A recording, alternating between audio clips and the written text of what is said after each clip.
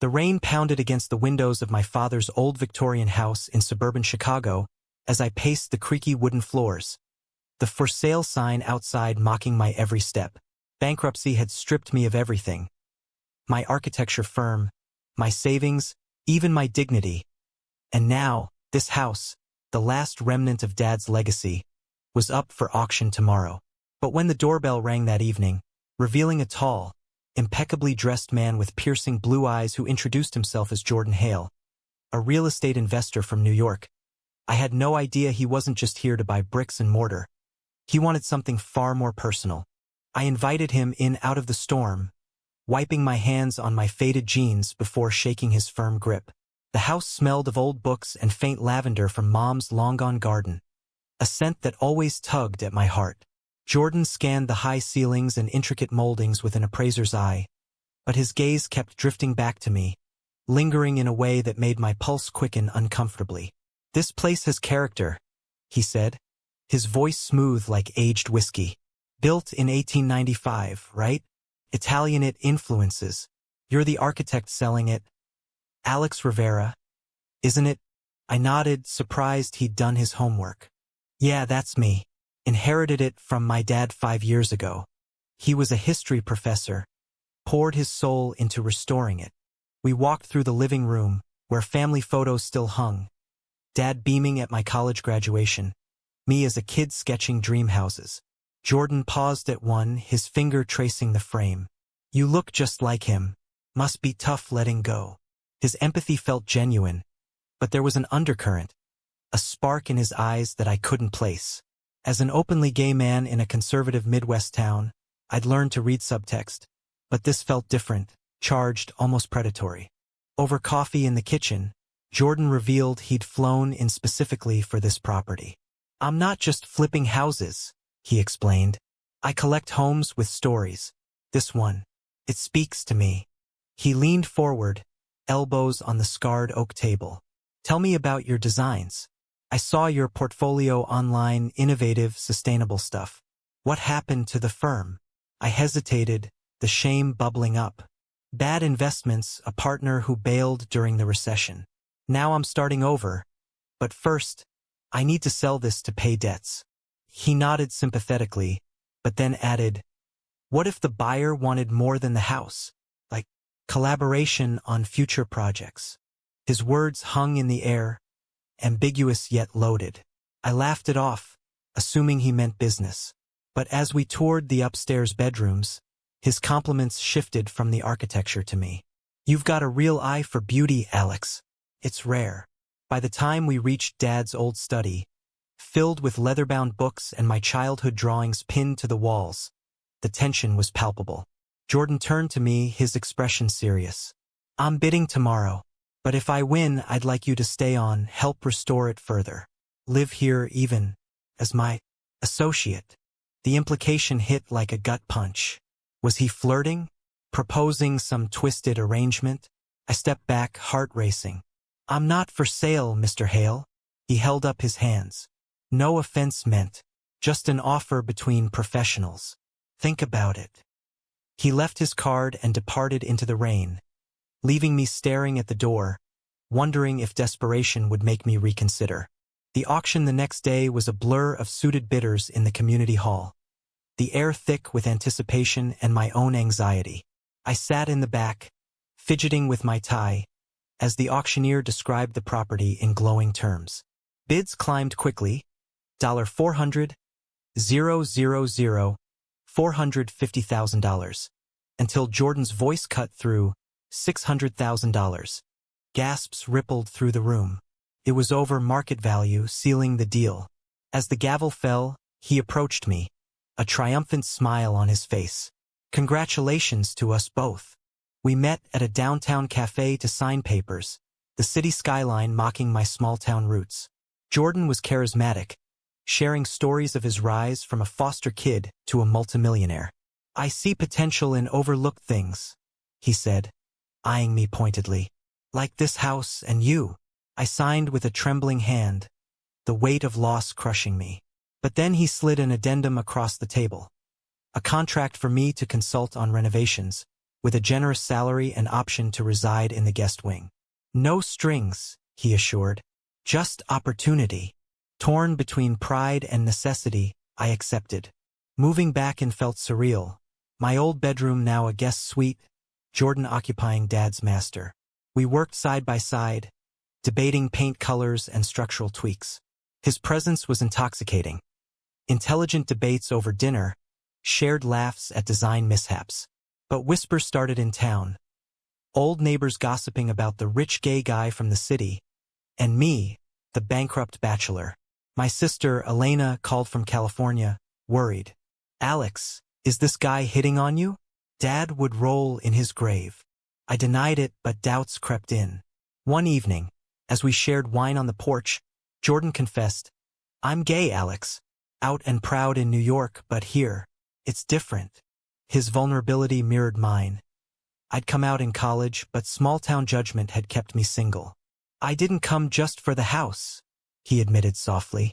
Your story drew me. I want to help you rebuild. Not just the building. Emotions swirled. Gratitude, attraction, fear. Was this manipulation? Power play? Society's lens twisted it. Older, wealthier man, rescuing the younger, broke one. Friends warned of gold-digging accusations. Family feared scandal. Yet, in quiet moments, like when he helped me sort Dad's old letters, revealing shared pains of loss, it felt real. Conflicts escalated when Elena visited, sensing the chemistry. He's using you, Alex. This isn't love. It's a transaction. Her words stung, echoing my insecurities. Jordan overheard, leading to our first fight. Is that what you think? He demanded. That I'm buying affection? I stormed out, wandering Chicago's streets, questioning if I was trading dignity for stability. Reconciliation came slowly. Jordan apologized the next day, flowers in hand. Not extravagant, but thoughtful wildflowers like those in Mom's garden. I respect your independence, he said. If you want out, say the word. But I didn't. The work bonded us.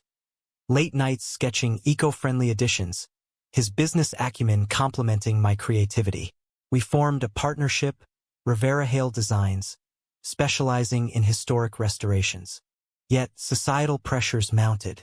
At a local Chamber of Commerce event, introducing Jordan as my business partner drew raised eyebrows. A conservative councilman pulled me aside. Be careful, son. Folks here value tradition. The subtext was clear. Our budding romance threatened the status quo. Online, anonymous forums buzzed with rumors. Bankrupt gay architect shacks up with sugar daddy. It hurt, chipping at my self-worth. Jordan faced his own battles. Back in New York, his investors questioned his Midwest distraction. A heated call I overheard. This isn't just about the house, is it? Personal entanglements could tank deals. He defended us fiercely, but the strain showed. One night, over takeout Chinese in the living room, he opened up about his past. Abandoned by parents for being gay, building walls around his heart. You're the first person who's seen through them, he whispered. Our first kiss happened organically, after a grueling day fixing the roof. Rain-soaked and exhausted, we collapsed in the attic, laughing at our mishaps. His hand brushed mine and time stopped. It was tender, exploratory, no rush, just mutual need. But guilt followed. Was I betraying Dad's memory? The house he'd left me now echoed with new emotions. Drama peaked when my ex, Mark, resurfaced. We dated briefly in college, but he ghosted after I came out publicly.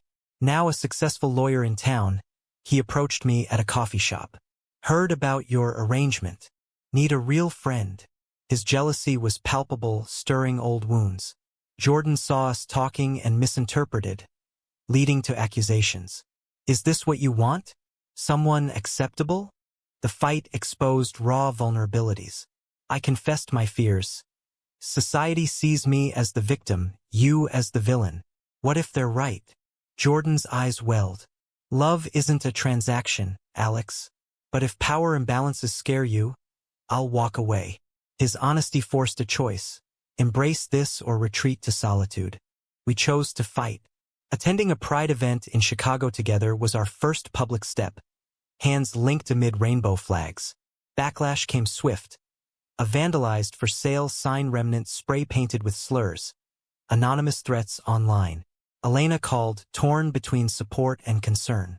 I want you happy, but is this worth the hate? Through it, our bond deepened. Jordan helped me apply for grants, rebuilding my confidence.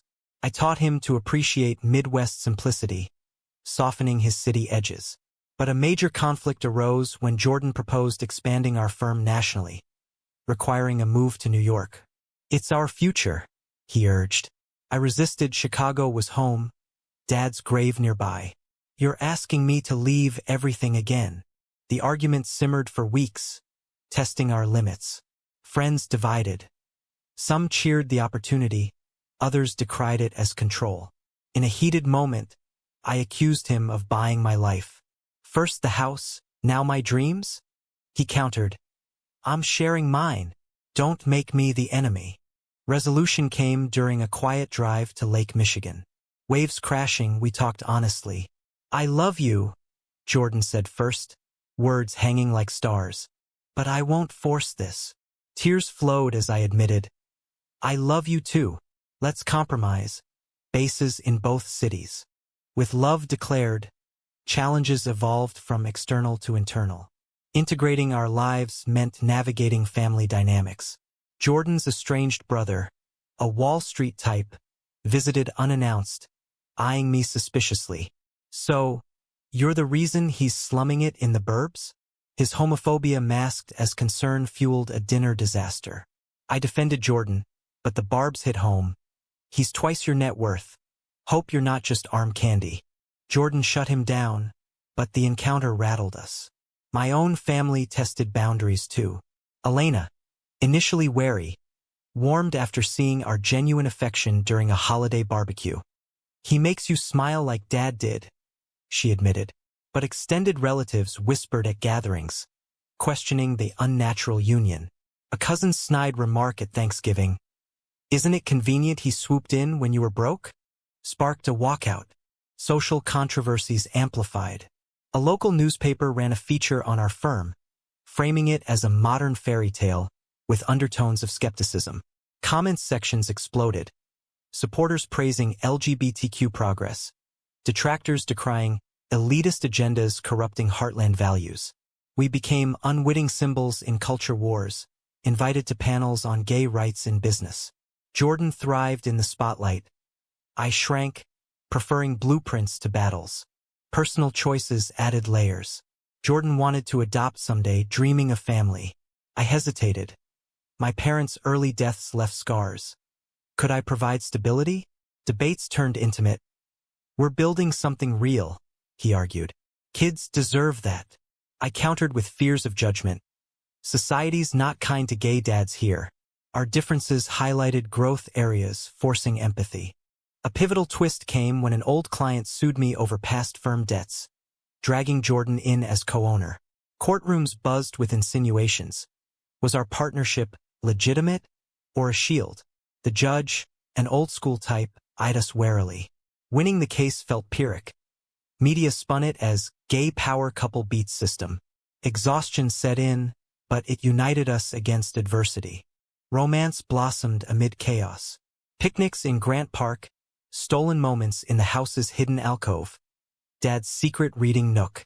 Jordan surprised me with a restored antique drafting table, inscribed, "For our shared visions." I reciprocated by designing a rooftop garden, symbolizing new growth. Yet doubts lingered. A late-night confession. Sometimes I wonder if you choose me without the money. Jordan's response, I choose you bankrupt in a cardboard box. His words healed, but external pressures persisted. When a conservative group protested our firm's city contract, citing moral concerns, we faced boycott threats. Allies rallied, turning it into a cause célèbre. Emotional high came at our one-year anniversary. Since the auction, Jordan proposed not marriage, but a vow renewal of sorts in the backyard, under string lights. To us, against the odds. Friends attended. A mix of New York glam and Midwest grit. Elena toasted, love wins, even in drama. But tranquility shattered with Jordan's health scare. A routine check revealing a heart murmur, stress-induced. Hospital vigils forced reflection. Was our life too combative? We need balance, I urged. He agreed, scaling back ambitions. Recovery brought introspection. Jordan delegated more, allowing us Chicago respites. We volunteered at LGBTQ youth centers, channeling experiences into advocacy. Mentoring a teen facing coming-out struggles mirrored my youth, strengthening our purpose. We're proof it's possible, Jordan said. Conflicts resurfaced with expansion plans. A lucrative New York project tempted, but required relocation. It's temporary, he promised. I balked. Feels like uprooting Dad's legacy. Compromise. I'd commute, preserving roots. But resentment brewed, his world pulling me from mine. A bombshell dropped when Mark, my ex, leaked old emails to tabloids, painting me as opportunistic. Headlines screamed, "Bankrupt beau trades up?" Humiliation peaked at a networking event, whispers following us. Jordan confronted Mark privately, but the damage lingered. Why now? I demanded. Mark's motive: jealousy, unrequited feelings. The scandal tested loyalty. Jordan's investors wavered. My confidence plummeted. In therapy, our new ritual, we unpacked power dynamics. I feel like the lesser partner, I admitted. He countered, "You're my equal always."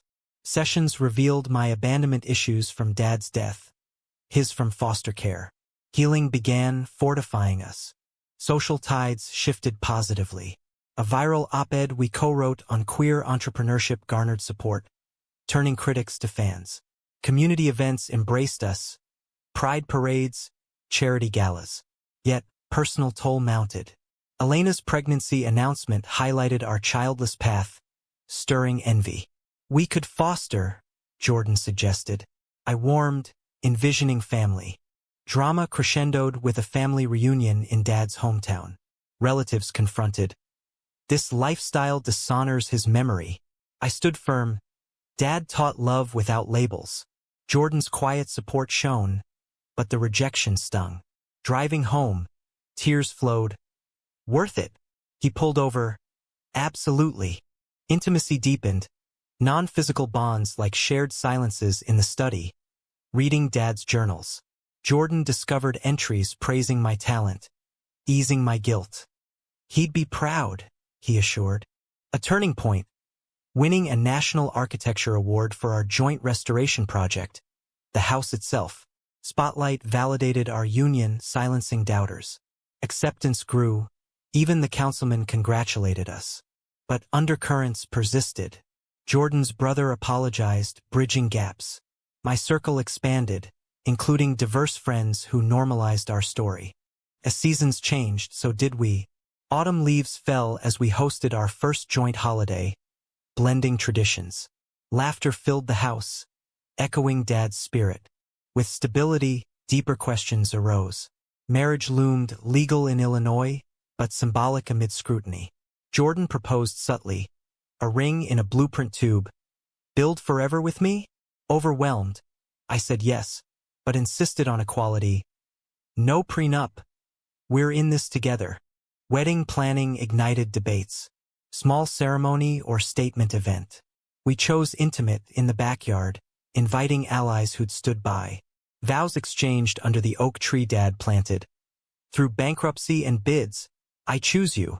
Honeymoon in Europe, my first abroad, broadened horizons, affirming our resilience. Postnuptials, life normalized. Firm thrived, balancing coasts. We fostered a teen, Jamie, navigating gay parenthood's joys and judgments. School meetings drew stares, but advocacy empowered us. Family is choice, we taught him. Yet, controversies lingered. A documentary on our story sparked national debate. Inspirational or cautionary? Interviews revealed divides. Progressives lauded, traditionalists criticized, fast-tracked romance. Reflecting on the journey, from auction desperation to wedded bliss, emotions mixed. Had society evolved or just tolerated? Jordan's heart condition stabilized, but reminded of fragility. No regrets, he affirmed nightly. In quiet evenings, porch swings creaking, we pondered futures. Dreams of more restorations, perhaps a book on overcoming odds. Bonds unbreakable, forged in fire. But one question haunts. In a world quick to judge power and love, was our story a triumph of heart over circumstance, or did wealth unfairly tip the scales? Is it true that true love can overcome societal imbalances, or does money always influence the heart's choices?